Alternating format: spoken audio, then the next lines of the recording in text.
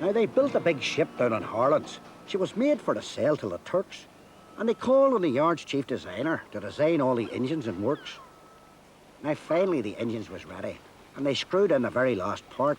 And your man says, let's see how she runs, lads. And bejasus, the thing wouldn't start. So they pushed and they worked and they footered, and the engineers' faces got red. The designer, he stood looking stupid and scratching the back of his head. But while they were fiddling and footering, up danders old Jimmie Dalzell. He had worked 20 years in the island, and 10 in the aircraft as well. So he pushed and he worked and he footered till he got himself through to the front. And he has a good look round the engine, and he gives a few mutters and grunts. And then he looks up at the gaffer and says, "Hey, Mr. Smith, do you know? They've left out the diagonal steam trap. How the hell do you think it could go?" Now, the engineer eyed the designer. The designer, he looks at the hat, and they whispered to one to the other, "Diagonal steam trap? What's that?" But the gaffer, he couldn't admit, like, to not knowing what this was about. So he says, "Right enough, we were stupid.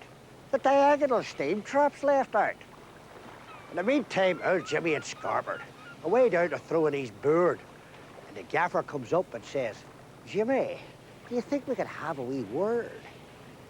Do you see that diagonal steam trap? I know it's left out, it's bad luck, but the engine shop's terrible busy. Do you think you could knock us one up?" Now, old Jimmy was laughing his skull off. He had made it all up for a gag. He seen what was stopping the engine. The feed pipe was blocked with a rag. But he sticks the old hands in the pockets, and he says, "Aye, I'll give yous a hand. I'll knock yous one up in the morning, and the whole bloody thing'll be grand." So old Jim starts to work the next morning to make what he called a steam trap. An old box and a few bits of tubing, and a steam gauge stuck up on the top.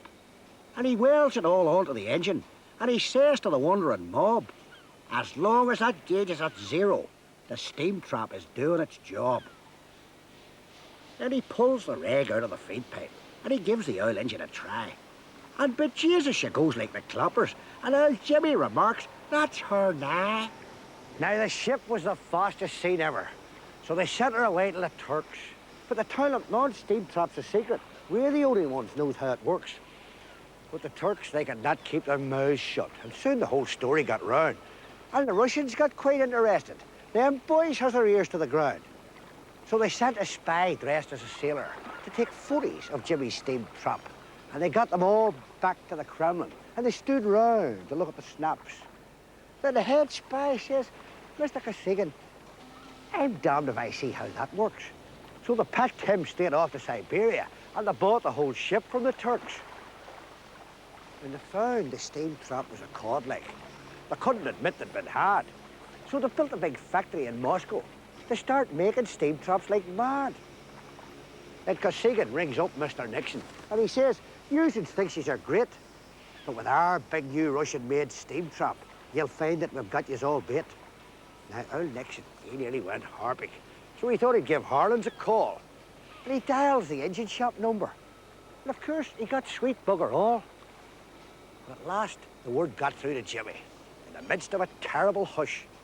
"There's a call for you here from the White House," says old Jim. "That's a shop in Port Rush."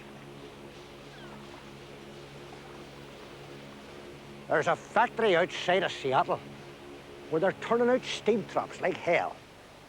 It employs 25,000 workers. And the head of it, Jimmie Dalzell.